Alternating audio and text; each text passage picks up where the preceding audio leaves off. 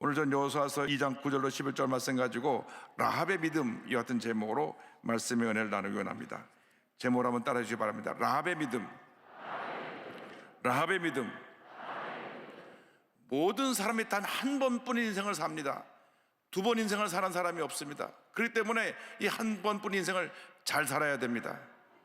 우리 예수 믿고 나서 하나님 앞에서 정말 아름답게 귀하게 그 인생이 빛나는 삶을 살아야 될 것입니다. 여호수아의 가나안 정복에 있어서 주목할 만한 한 여인이 등장을 합니다. 이 여인은 마태복음에 나오는 예수님의 족보에도 등장을 하는 여인입니다. 마태복음 1장 5절을 보면 살몬은 라합에게서 보아스를 낳고 보아스는 룻에게서 오벳을 낳고 오벳은 이새를 낳고 이렇게 말씀하고 있습니다. 이새가 다윗을 낳았으니까 다윗의 증조모가 됩니다. 라합이 누구였기에 위대한 다윗 왕의 족보에 그리고 메시아 예수님의 족보에 이름이 나오게 되었습니까? 먼저 라합의 신분에 대해서 살펴보기 원합니다. 여호수아서 2장 1절은 이렇게 말씀합니다. 눈의 아들 여호수아가 시팀에서 두 사람을 정탐꾼으로 보내며 이르되 가서 그 땅과 여리고를 엿보라 하며 그들이 가서 라합이라 하는 기생의 집에 들어가 거기서 유숙하더니. 이 말씀에 의하면 라합은 여리고에 살고 있는 천한 신분의 기생입니다. 사람들이 인격적으로 존중해주지도 않고 함부로 대하고 무시하고 깔보는 사람이었습니다. 그러나 사람들은 힘없고 약한 사람을 차별하지만 하나님은 그 누구도 사람을 차별하지 않으십니다. 가진 자나 못 가진 자나 배운 자나 못 배운 자나 건강한 자나 장애를 가진 자나 노인이나 아이나 남자나 여자나 모두 차별 없이 하나님의 존귀한 자녀로 사랑하고 계신 것입니다. 모든 사람은 하나님의 형상대로 지음받은 매우 존귀한 존재입니다. 여러분 보통 사람이 아닙니다. 하나님의 형상대로 지음받은 존귀한 존재인 것입니다. 창세기 1장 27절은 설명합니다. 하나님이 자기 형상 곧 하나님의 형상대로 사람을 창조하시되 남자와 여자를 창조하시고 성경은 말씀합니다. 비록 라합은 그녀의 천한 신분 때문에 사람들에게 존경을 받지 못했지만은 이스라엘 정탐꾼을 숨겨주고 그들에게 여리고에 대한 모든 정보를 제공해 줌으로 말미암아 나중에 그 여리고가 함락될 때 큰 공을 세웠습니다. 그 공로로 모든 여리고에 있는 사람은 다 전멸당했지만은 라합과 그의 가족은 구원을 받게 되었습니다. 불우한 과거를 가진 사람들이 있습니다. 실패한 경험이 있는 사람들이 있습니다. 그러나 예수를 믿고 난 다음 그 과거는 여러분의 삶에서 완전히 떠나버린 것입니다. 지나간 과거가 다시 돌아오지 않습니다. 예수를 믿고 나서 절대 뒤를 돌아보면 안 됩니다. 변화받은 내 모습, 하나님께서 귀하게 보이는 나라의 모습을 바라보고 믿음으로 앞만 바라보고 전진 또 전진 또 전진해 나가야 할 것입니다. 산을 뛰어오르는 토끼가 뒤를 돌아볼 틈이 없는 것처럼 우리는 앞만 바라보고 전진 또 전진해 나가야 됩니다. 예수를 믿는 그 순간 우리는 신분이 바뀌었습니다.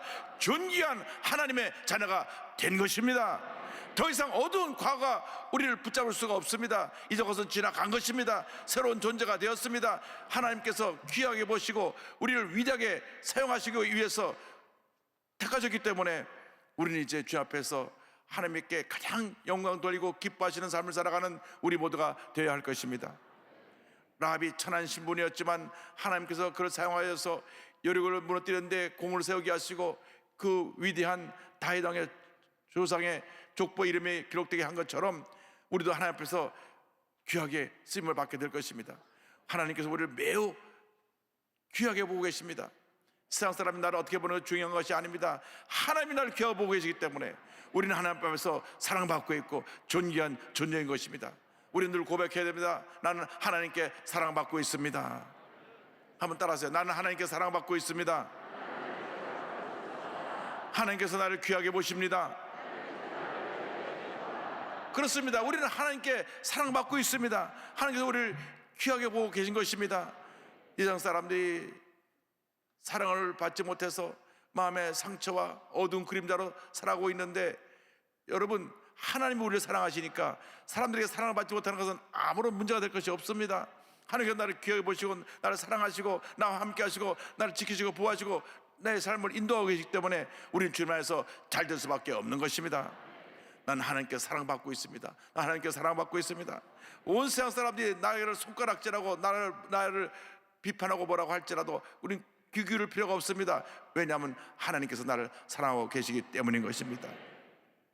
하나님께 사랑받게 된 그 라합의 그 믿음을 살펴보기 원합니다. 라합의 믿음에 대해서 성경은 라합이 영적인 여인인 것을 설명하고 있습니다. 하나님께서 이스라엘과 함께 하심을 알았기 때문에 목숨의 위험을 무릅쓰고 이스라엘 정탐꾼을 자기 집에 숨겨주었습니다. 여리고 왕이 그 소식을 듣고 군사를 풀어서 정탐꾼을 잡으러 오자 그 사람들 왔다가 갔습니다. 이렇게 이야기했습니다. 여호수아서 2장 3절 5절입니다.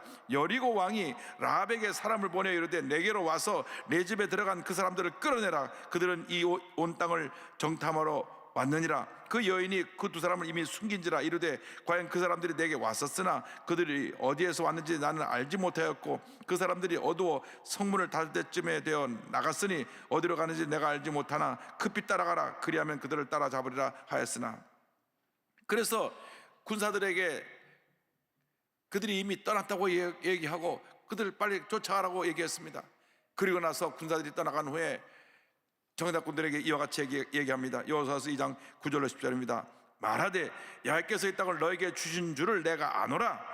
우리가 너희를 심히 두려워하고 이 땅 주민들이 다 너희 앞에서 간담이 농나니 이는 너희가 애굽에서 나올 때 여호와께서 너희 앞에서 홍해물을 마르게 하신 일과 너희가 요단 저쪽에 있는 아모리 사람의 두 왕 시온과 오게 행한 일 곧 그들을 전멸시킨 일을 우리가 들었음이니라.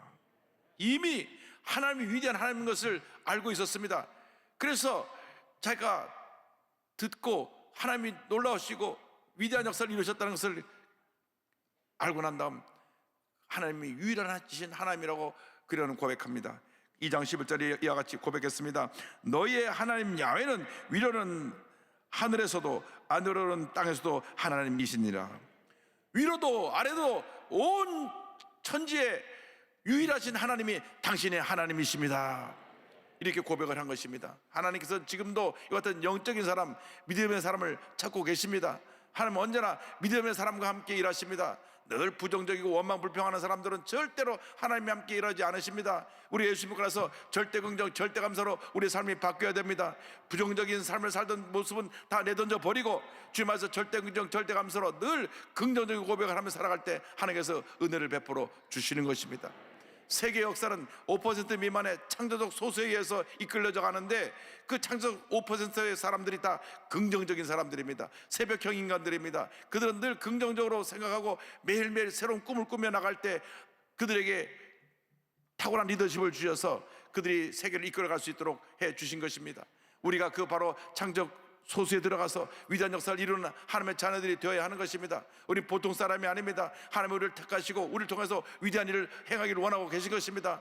아무것도 아닌 라합이 하나님께 택함마다 위대한 하나님의 여인이 된 것처럼 여러분 모두가 하나님 앞에서 위대한 하나님의 사람으로 쓰임받게 되기를 주님의 이름으로 축원합니다. 그래서 라합은 믿음의 주상의 반열에 들어갔습니다. 이스라엘 백성이 늘 고백하는 아브라함, 이삭, 야곱 그 믿음의 반열에 그 이름이 들어갔는데 믿음의 주상들을 열거한 히브리서 11장에 그 이름이 올라가 있습니다. 히브리서 11장 31절을 말씀합니다.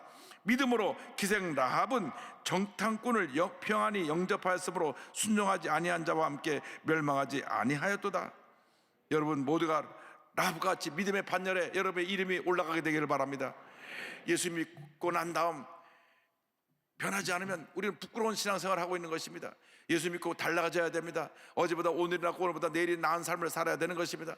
모든 면에서 남보다 나아야 됩니다. 여러분의 믿는 예수님은 여러분을 죄가도 구원하신 위대한 구세주이시기 때문에 내가 만난 예수님을 증거하고 내가 만난 예수님을 닮아가고 내가 만난 예수님을 자랑하며 살아갈 때 하나님의 은혜가 우리에게 임하게 되는 것입니다. 언제나 하나님을 기쁘시게 하고 하나님께 영광을 드리는 믿음의 삶을 살아가는 여러분 모두가 되기를 주님의 이름으로 축원합니다. 히브리서 11장 6절로 말씀합니다. 믿음이 없이는 하나님을 기쁘시게 하지 못하나니 하나님께 나아가는 자는 반드시 그가 계신 것과 또한 그가 자기를 찾는 자들에게 상 주시는 이심을 믿어야 할지니라. 그렇습니다. 믿음이 없이는 하나님을 기쁘시게 할 수가 없습니다. 부정적인 사람은 절대로 하나님을 기쁘시게 할 수가 없습니다. 그 사람의 잘 되는 일이 없습니다. 왜? 스스로 축복을 가로막고 있기 때문에, 스스로 부정적인 생각 속에 자기를 가둬놓고 있기 때문에 되는 일이 없습니다. 무엇을 해도 되지 않습니다. 왜?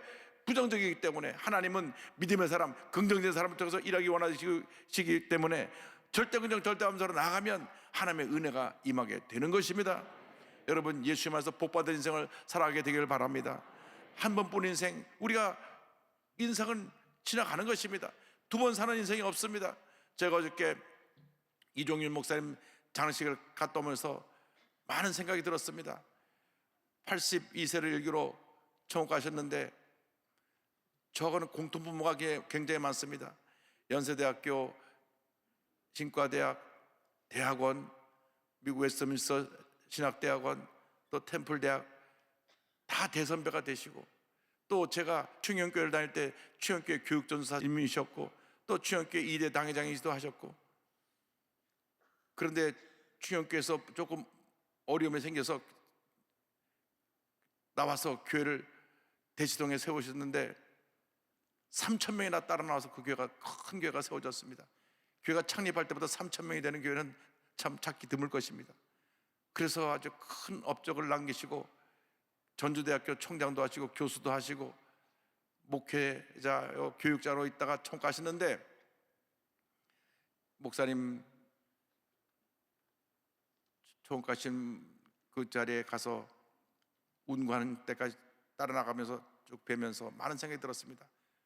그렇게 큰 업적을 남기시고 그렇게 온 성도가 우는 가운데 장례 예배를 드렸는데, 우리도 언젠가 그날이 올 것이다, 나도 언젠가 그날이 올 텐데 주님 앞에 설 때 부끄럽지 않은 삶을 살다 가야 되겠다 결심했습니다. 여러분, 하루를 살아도 바로 사시기 바랍니다. 의미 있게 사시기 바랍니다. 행복하게 사시기 바랍니다. 위대한 하나님의 사람으로 살기를 주님의 이름으로 축원합니다. 우리의 세상은 지나가는 것입니다. 잘 살아야 됩니다. 바로 살아야 됩니다. 믿음으로 살아야 됩니다. 긍정적인 삶을 살아가는 여러분 모두 되기를 주님의 이름으로 축원합니다. 라합의 믿음으로 말미암아 온 가족이 구원을 받았습니다. 온 가족을 구원한 라합에 대해서 성경은 말씀합니다. 라합이 정탐꾼들에게 모든 여러 교회의 정보를 이야기해 준 다음 우리 가족들을 구원해 줄 것을 요청했습니다. 여호수아서 2장 12절 13절입니다. 그러므로 이제 청하노니 내가 너희를 선대하였은즉 너희도 내 아버지의 집을 선대하도록 야외로 내게 맹세하고 내게 증표를 내라. 그리고 나의 부모와 나의 남녀 형제와 그들에게 속한 모든 사람을 살려주어 우리 목숨을 죽음에서 건져내라. 라합은 자기 혼자 구원받고 끝나는 것이 아니라 자기 부모, 친척, 모든 사람들이 다 구원받기를 원했습니다. 이것이 믿음의 사람입니다. 믿음의 사람은 나 혼자 복받는 것으로 끝나는 것이 아니라 내 가정, 이웃, 친척까지 다 함께 복을 받기를 원하는 사람이 믿음의 사람인 것입니다. 여러분을 통하여 여러분 온 가족이 복을 받게 되기를 바랍니다. 자자손손 하나님의 축복이 임하게 되기를 바랍니다. 주님, 나를 통하여 내가 축복의 통로가 되어서 온 가족이 다 복을 받는 은혜가 임하게 하여 주시옵소서. 이 약속을 받고 난 다음 라합은 정탐꾼이 잘 무사히 돌아가도록 도와주었습니다. 여호수아서 2장 15절입니다. 라합이 그들을 창문에서 줄로 달아내리니 그의 집이 성벽에 있으므로 그가 성벽 위에 거주하였습니다. 그런데 이스라엘 여리고를 공격할 때 라합의 집이 어디 있는지 모르니까 그 라합 집 창문에 붉은 줄을 메어 표시하도록 했습니다. 2장 18절입니다. 우리가 이 땅에 들어올 때 우리를 달아내린 창문에 이 붉은 줄을 메고 내 부모와 형제와 내 아버지의 가족을 다 내 집에 모으라. 그래서 이 여리고성에 유일하게 붉은 줄이 매달려 있는 집은 라합의 집이었는데, 이 붉은 줄로 말미암아 온 가족이 구원을 받게 됐습니다. 이 붉은 줄은 이스라엘 백성이 430년 동안 애굽에서 종살이하다가 유월절 어린 양의 피로 구원받고 애굽에서 해방되어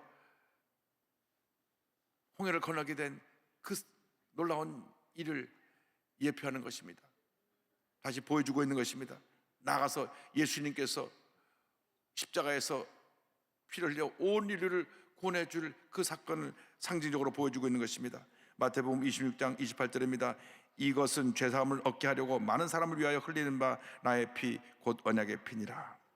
그래서 여리고가 무너진 날 여리고에는 모든 사람은 다 멸망당했지만은 이 붉은 줄이 매어 있던 라합의 집만은 모두가 구원을 받았습니다. 여호수아서 6장 25절입니다. 여호수아가 기생 라합과 그의 아버지의 가족과 그에게 속한 모든 것을 살렸으므로 그가 오늘까지 이스라엘 중에 거주하였으니 이는 여호수아가 여리고를 정탐하려고 보낸 사자들을 숨겼음이었더라. 붉은 줄이 라합의 온 가족을 살렸습니다. 예수의 피가 우리를 죄에서 구원한 것입니다. 예수의 피가 우리를 죄하자면서 구원하여 우리를 새 사람으로 살게 한 것입니다. 예수님께서 십자가에서 우리 죄를 대신 짊어지고 피를 흘려 돌아가시기 때문에 우리가 구원을 받은 것입니다. 이상 그 어떤 종교도 죄 문제를 해결하지 못했습니다. 오직 기독교만이, 오직 예수님만이 우리를 대신해서 우리의 죄를 대신하여 죽으셔서 피를 흘림으로 말미암아 우리의 죄 문제를 해결해 주신 것입니다. 이 세상 많은 종교가 있습니다. 그러나 죄 사함 문제를 해결한 종교는 기독교밖에 없습니다. 이 세상 많은 종교가 있습니다. 그러나 죽음과 부활을 얘기한 종교는 기독교밖에 없습니다. 우리는 죽음으로 끝나는 것이 아니라 죽음으로 다시 시작합니다. 영생의 삶을 시작하는 것입니다. 나를 믿는 자는 죽어도 살겠고 우리는 영생의 신앙을 갖고 사는 것입니다. 여러분, 아무리 힘들고 어려웠어도 예수를 믿기만 하면 그 운명이 바뀌어집니다. 힘들고 어려운 시절을 보내고 나서 하나님의 은혜로 하나님의 귀한 존재가 되어 사회적 기업 브라더스 키퍼를 운영하고 있는 김성민 대표를 소개하기를 원합니다. 보종교라동, 그러니까 우리나라에 전국에 보육원이 많이 있습니다. 뭐 지역아동센터 이런 가지 이름 돼 있는데 참으로 안타까운 현실은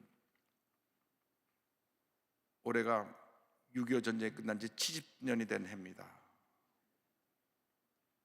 6.25 전쟁 후에 많은 고아들이 있었습니다. 전국의 많은 고아원들에서 부모 잃은 아이들을 보살폈는데 지금 전국의 지역아동센터에 아들이 가득가득합니다. 부모가 있는 고아들입니다. 해마다 2만 명씩 18살이 되면 그 보육소에서 나와야 됩니다. 보육소에서 나와서 이 청년들이 20년 전에 250만 원인데 지금 500만 원이라고 그러더라고요. 500만 원 갖고 어디 가서 발붙일 곳이 없습니다. 그러니까 그 험한 삶을 사는 선배들이 그들을 잘못된 길로 이끌어가는 경우가 대부분이라고 합니다. 그래서 보호종교라동 16살이 돼서 보육시설에 퇴소한 청년을 돕는 그 사회적 기업을 만든 브라더스 키퍼의 김성민 대표는 본인이 보육원 출신입니다. 1885년 보육원에 들어갔는데 그에 대한 정보는 다 두 가지입니다. 안동초등학교 앞에서 발견, 3살로 추정, 이름도 없고 부모에 대한 정보도 없고 나이조차도 정확하지 않습니다. 부모님이 아이를 버릴 때 이 아이가 몇 살이고 혈액형이 뭐고 이름이 뭐 정도라도 남겨놨으면 좋았을 텐데 이름도 안 남겨놓고 나이도 안 남겨놓고 그냥 발견된 것입니다. 그래서 고아로서의 그의 삶은 이렇게 슬픈 기억을 갖고 출발합니다. 그의 삶은 차별과 고난의 연속이었습니다. 초등학교 다닐 때 부모가 없다는 이유로 따돌림 당하고 또 아이들에게 맞고 보육원에서 늘 먹을 것이 없어서 부족했고 그 형들의 폭력은 일상이었습니다. 근데 어느 날 교회 청년부가 와서 보육원을 방문해서 수련을 할 때 그때 처음으로 사랑이 무엇인가를 알게 되고 예수를 믿게 됐습니다. 그러나 그 후로 점점 다시 그 힘들고 어려운 삶 속에서 하나님을 잊어버렸습니다. 18살 고등학교를 졸업하고 나서 이제 보육원을 나오게 되니까 가방 하나만 들고 서울로 올라왔습니다. 처음 6개월 동안 노숙자 생활을 하면서 여기저기 일할 때를 찾았는데 거기서 어느 권사님이 이 청년을 보고 야, 너 애야, 나랑 같이 교회 가자. 그래갖고 교회로 이끌어 갔습니다. 교회에 들어가는 그때 찬송소리를 들으면서 옛날에 받은 은혜가 생각나면서 눈물 콧물 쏟으면서 나 같은 죄인을 살린 주님에 감사했습니다. 이제 다시는 주님을 떠나지 않겠습니다. 그래서 교회 근처에 방을 얻고 매일같이 예배에 나가서 은혜 받고 큐티하면서 믿음이 자랐습니다.